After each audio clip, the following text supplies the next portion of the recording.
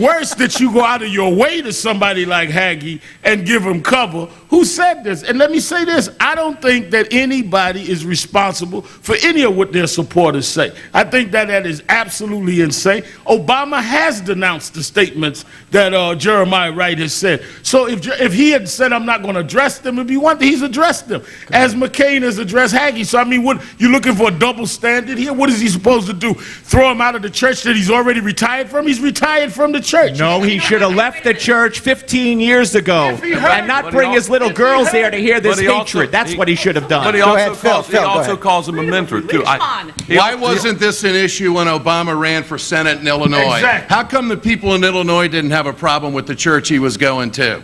Okay? And to say Obama's lucky? Lucky? Yeah. Is he lucky that his dad left when he was 2 years old? Can we pick our parents? What do you mean lucky? He has earned. Well, wait, I agree with most of what you're saying. He was pretty lucky in that Senate race. All of his opponents dropped out. Why didn't Except for Alan Keyes. Anyone that draws Alan Keyes. I find it incredible that you got Geraldine Ferraro, who was out there talking about, oh, you know, he's there because he's black, and she was, of course, there because she was a woman. And it seems to me that now all of a sudden she's indignant about quotas and affirmative action after her entire party has been all about affirmative action for all these years. But I don't know why people aren't upset about Ed Rendell, what he said a few weeks ago. I am. Well, they ought to be, and you ought to be. Dadgummit Al. We all ought to be. I mean, the guy says that Obama can't get elected because he's white, and he won Iowa, we won all these. Because white folks, because he's black, because white folks won. Are you sure? He's half white now, Al. But Rendell didn't use that half. You know, George, that's the thing. But see, that's the thing. But see, he comes out of the gate winning all these predominantly white states, right, and then he turns around and says he can't win because he's black, because the white folks won't vote for him. And the fact of the matter is that Obama did get his start on the stage because of affirmative action. He wouldn't have been at the 2004 convention making that speech had he not been black. Let me get but the other side. He earned it after that. He earned it after that, and he came from behind. And was Harold Ford there in 2000 because he was black? Yes. No, that's crazy. They were there because they were at states that we had contentious races, and I think it was clear who's going to be the black they have keynote this year. I don't know. You have to pull somebody out. I don't know who's going to be. Got to see who's going to win this race. Jim, go ahead, Jim. Come on. So we were doing so bad with blacks, we made Bill Clinton black for 8 years. So, Jeff, who do you like in the ACC tournament? some quick inside baseball here. John Kerry went to Dom Daschle and said, who do you think we should get to be the keynote speaker of the 04 convention? Who is the absolute best communicator and speaker? He said, you won't believe it, but this guy Obama is going to knock their socks off. He said, Obama, really? So Kerry talked to him for 5 minutes, called Daschle up and said, you're right, he's speaking. That's how he got it.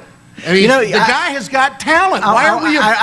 He knows how to run a campaign. When are we going to start saying, how does a guy go to Iowa and do what he did? I want to bring everybody else in. You just made me think of something else, and I do want to bring the others on the other side in first, but you just made me think of something. Tom Daschle has been the #1 supporter of Barack Obama. He got him that keynote speech, as you said. He got him into the presidential race. He's gathering the superdelegates now. I mean, Nancy Pelosi ruled out the dream ticket this week. I'm not sure she's right. But do you think Barack Obama's going to pick Tom Daschle as vice president if he gets the nomination?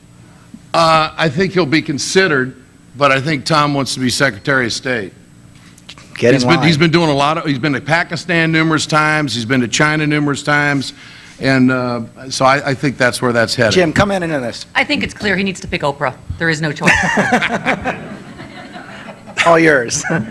I would just make the observation that I'm sure it's not an advantage to be black in general in this country.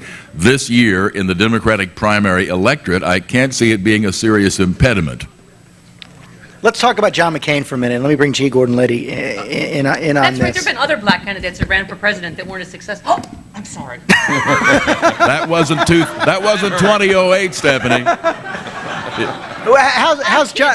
How's John McCain doing with talk radio right now? Wounds healed?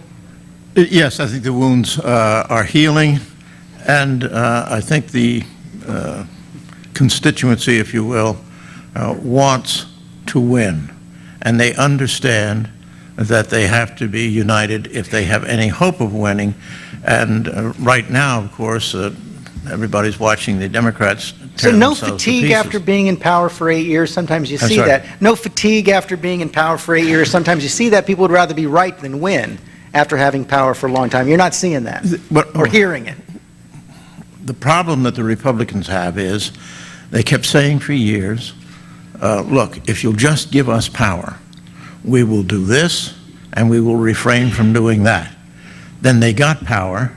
They didn't refrain from doing that, and they didn't produce this, with a few notable exceptions, such as Supreme Court appointments and what have you. So the base, if you will, is very cynical about it.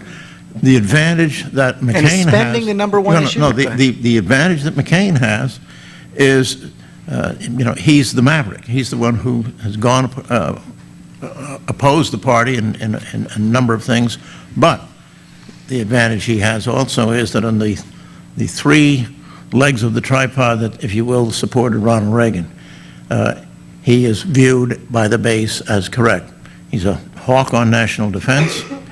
He's got a lifelong record of pro-life, and he is for low taxes. Well, he converted on taxes. Jeff, you agree with all that? No, I agree with very little of it, but I'm still recovering from the fact that Al Sharpton said he wasn't offended about something. No, I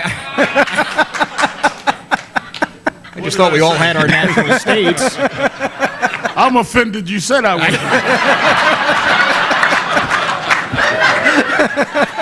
I'm glad we're all back in our natural states now, yeah. Listen, I think there's still an awful lot of anger out there about John McCain and the amnesty for illegals, and that is not going away. That is still there.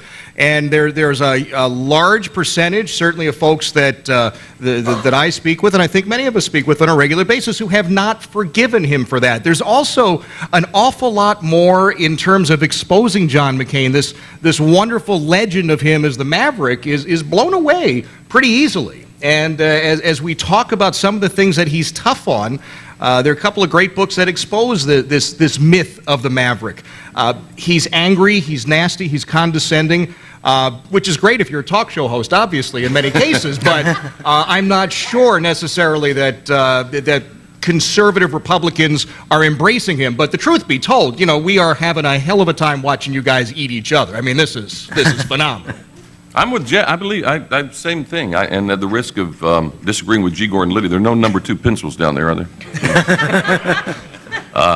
I agree. He can kill you with his index finger. Oh, I know. That's what I've heard. That's what I've heard. I agree. I think that the conservative base has been taken for granted, a lot like the blacks have been taken for granted in the Democrat Party, and I think that the conservatives are sick and tired of it. The illegal immigration issue, the tax issue, things like this, that I believe John McCain is not going to be any better than probably anybody from the Democrat Party.